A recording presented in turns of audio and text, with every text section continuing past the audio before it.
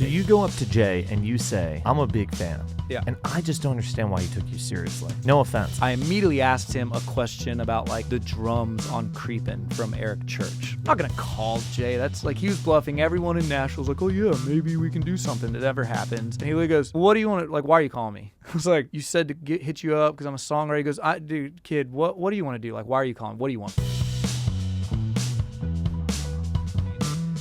For people that don't know our story, like a real like folklore part that's totally true is that I was selling hot dogs at Bridgestone Arena and was working concessions, and while at the register saw Jay Joyce, who is a producer in town, and at the time he was like the guy. He's doing Eric Church, Little Big Town, Keith Urban, Zach Brown Band, Carrie Underwood. I mean, he was just doing it all.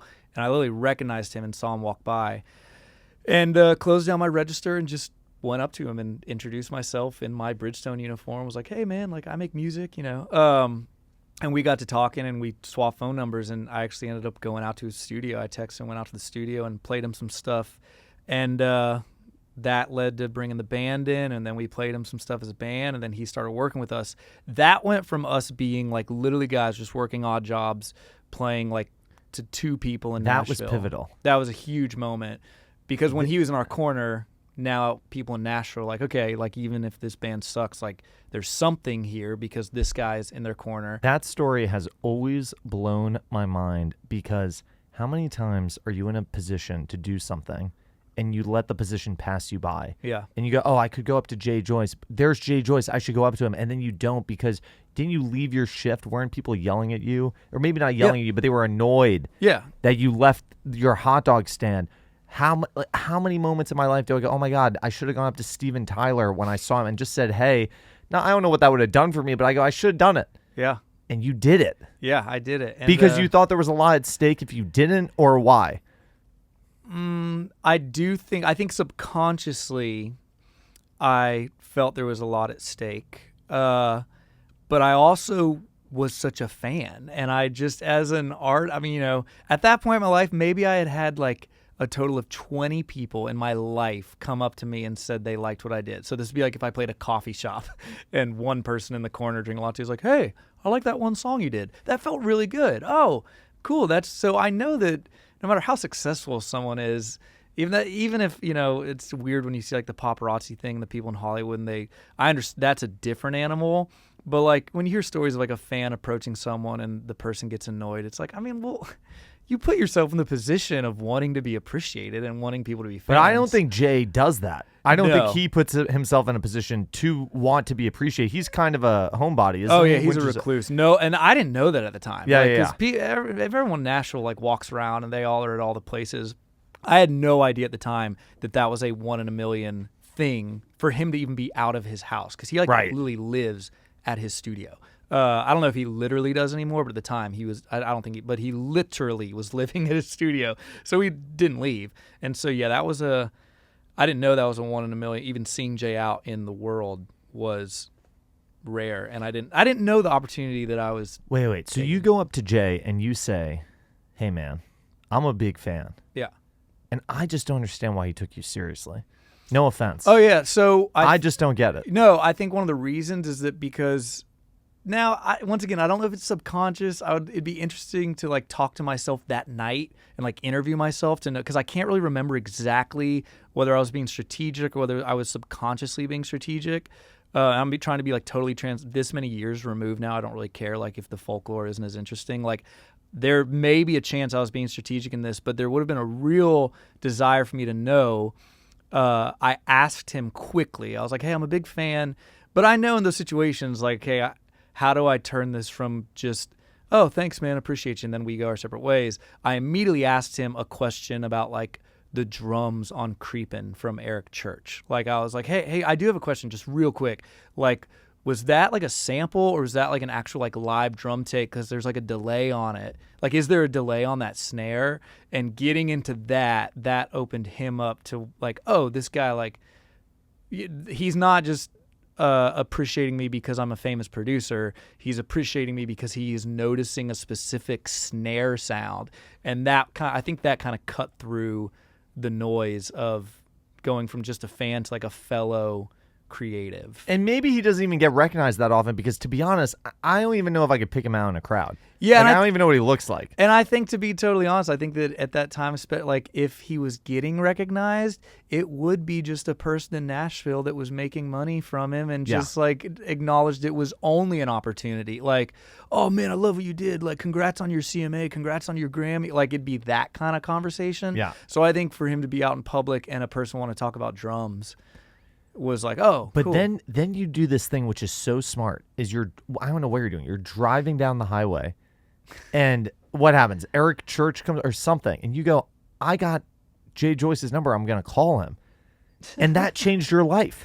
Yeah. Don't you think that changed your life? The fact that you made that decision to call him. Yeah, it 100% changed my life. And I'll say this. It was that thing where, like, it's easy to jump into the water once. You know, like you're on the high dive, and you're like, all right, I just got to do it. And you jump. And I was celebrated for that. You know, I left and told Tripp, and I was like, dude, look at this number I got. And I got the number. And to do that again, okay, now you're shivering, you're freezing cold. Like, okay, that was wild that I did that.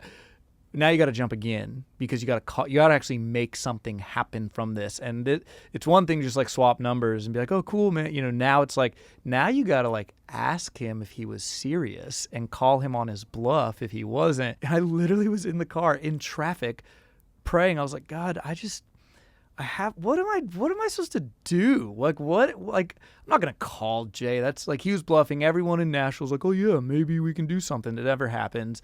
And then, Springsteen came on the radio, Eric Church, and I took it as a sign.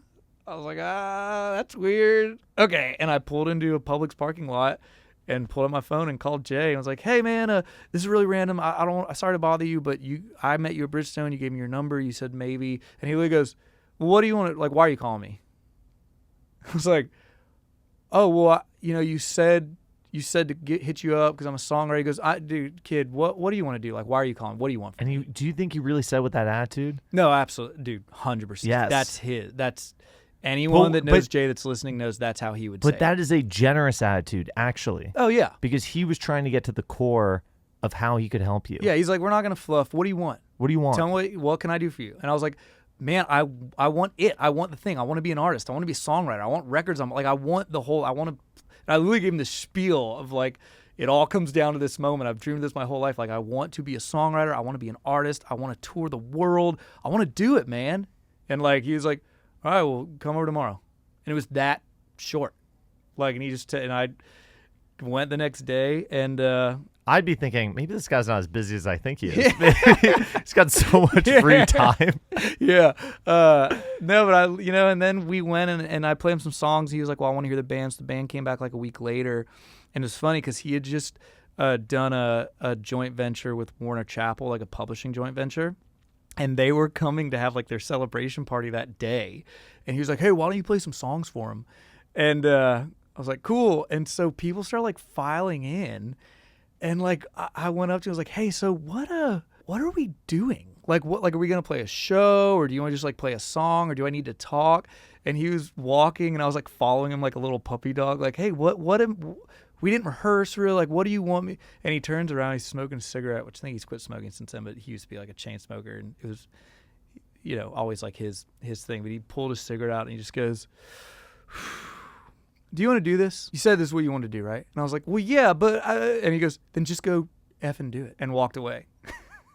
And that kind of began a mantra for the rest of my life. Anytime if we're doing television, doing Jimmy Kimmel or Ellen, or we're doing an award show, it's like when you start having these questions, these anxieties, hey, do you want to do this? Go do it.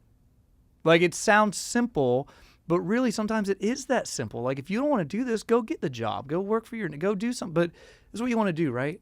So go do it. So when you go into the studio with Jay and you record Greatest Love Story or Born to Love You or whatever, what is the genius of Jay? Why could you have not done it without him? Oh, yeah. Especially at the time. Now, I think, it's been 10 years now. We understand ourselves a lot more than we did at the time. Like, it's kind of been like the student becoming the master. Like, when we work with Jay on this record, he kind of hits the red button and we play, because we've learned a lot of what he taught us, which was talking about open G tuning. Like, why does the guitar have to be tuned that way? Like, why does you did the same 4 chords over and over. Why don't we do a different chord? Like, why don't you repeat that line? Why does the second verse have to be half as long as the first? Like, all these rules, Jay will break all the rules, but then build it up in a very interesting and cool way. Right now it's just drums, guitar, and bass. Why don't we put a timpani on it? Like, why don't we put a xylophone? Like, why don't we sample your vocal backwards and have that layered in under, like, all these little things that can be, it's more than just like getting there, play the song.